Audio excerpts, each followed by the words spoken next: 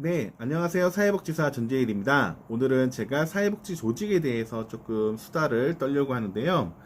네, 여러분들 지금의 조직, 팀 체제 구조에 대해서 여러분들은 어떤 생각들을 하고 계신가요?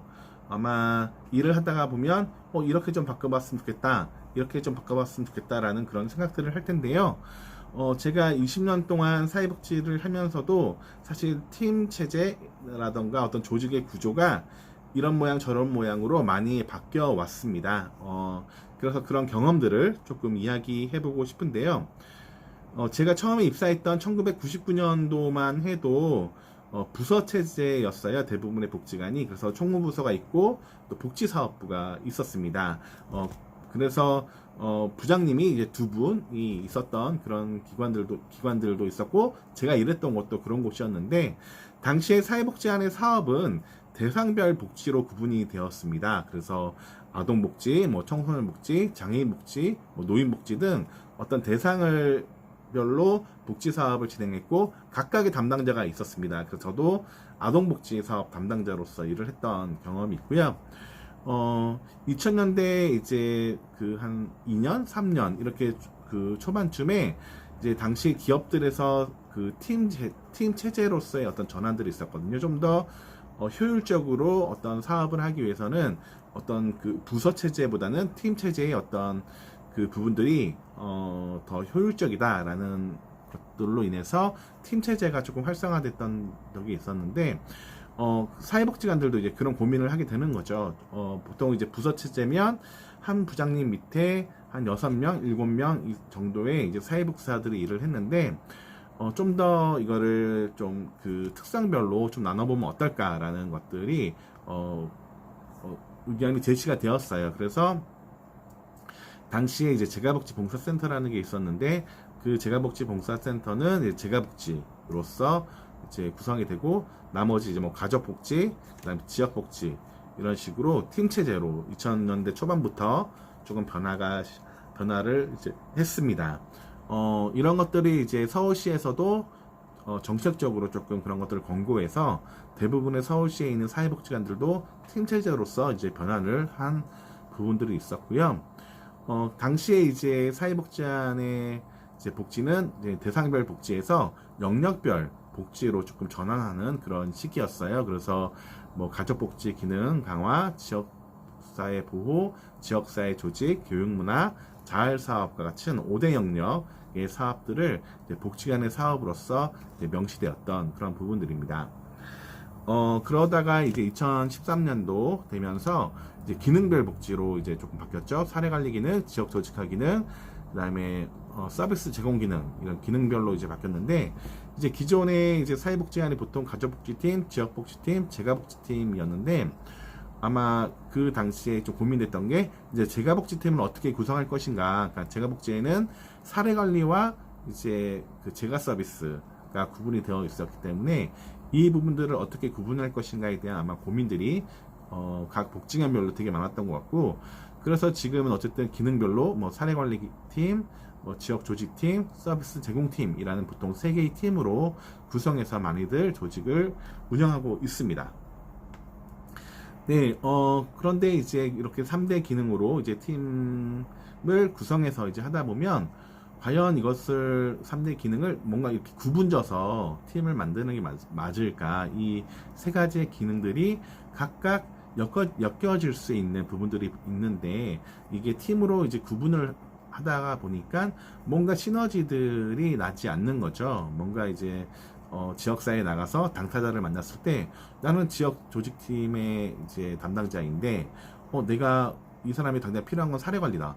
근데 그렇다고 해서 사례관리팀에다가 뭔가 연결을 하려고 했을 때, 사례관리팀은 이미 기존의 어떤 사례관리 기능이라는 걸 또 수행하고 있기 때문에 뭔가 연결될 수 있는 부분들이 없는 거죠. 또 서비스가 필요했을 때도 마찬가지인 거죠. 이런 고민들을 이제 사회복지사들이 하고 있다, 또 했다라고 이야기할 수 있고요.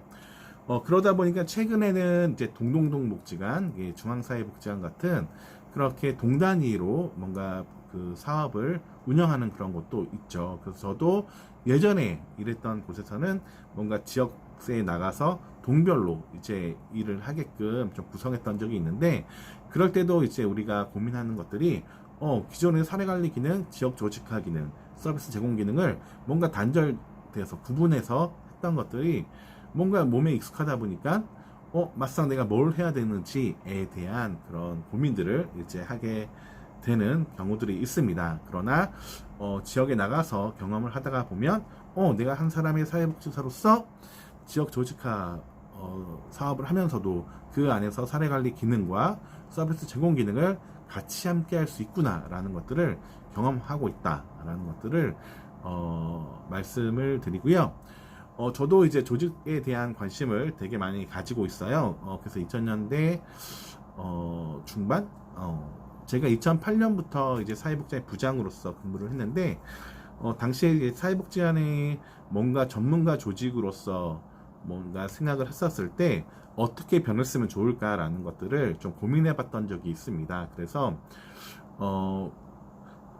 어떻게 보면은 전문가 조직인데 조직은 굉장히 수직적인 거죠. 관장님 있고 부장님 있고 팀장들 있고 사회복지사들 있고, 그러니까 사회복지사들이 뭔가 이제 권한이 부여되지 않은 채 일을 하는 경우들이 많고, 팀장의 눈치, 또 팀장은 부장의 눈치, 부장은 또 관장님의 눈치를 보면서 뭔가 수직된, 경직된 그렇게 조직이 운영되는 것들이 다반사였습니다. 그래서 저는 이런 것들을 어떻게 하면 깰 수 있을까, 우리가 그렇게 배워온 인파워먼트에 대한 것들을 우리 사회복지사들이 어떻게 내재화하고 그것들을 조직 운영에 반영할 수 있을까에 대한 고민들을 했었는데, 그래서 생각했던 것들이 이제 로펌이라는 조직을 좀 생각해 봤어요. 로펌이라는 조직은 이제 변호사들로 구성이 되어 있잖아요. 그런데 변호사들마다 각각의 고유 영역이 있습니다. 그래서 그 고유 영역별로 자기의 어떤 전문 분야가 이제 형성되어 있고, 그 권한들, 자기의 어떤 전문성을 가지고 자기의 권한대로 일을 할 수 있는 어떤 시스템인데, 최근에 이제 굿피플이라는 또 로펌에서 이제 그 예비 변호사분들, 그러니까 로스쿨에 다니는 이제 예비 변호사들이 인턴십을 하는 그런 체험을 하는 프로그램이 진행되고 있는데, 그런 것들을 보면서도 사회복지 조직이 저렇게 좀 바뀌었으면 좋겠다라는 것들을 좀 생각해 보게 돼요. 뭔가 그 권한이라는 것들이 모든 구성원들에게 있고, 또 어떤 권력, 힘이라는 것들이 또 위에서도 이렇게 분산되어 있는 그런 모습들을 보고, 그러면서 각각의 어떤 고유의 영역들도 가지고 있는 반면에 또 조직이 가지고 있는 어떤 미션과 비전 속에서 뭔가 계속 논의하고 토론하고 합의하는 그런 과정들을 굿피플이라는 그 프로그램을 통해서 간접적으로 이제 보게 되는데, 사회복지관 조직도 충분하지 않을까, 이런 어떤 조직의 모습들을 조금 벤치마킹 하면은 지금의 사회복지사들이 갖고 있는 조직에 대한 어떤 변화, 답답함들에 있어서 조금은 방향성을 좀 제시해 줄 수 있지 않을까라는 그런 생각들을 해봅니다.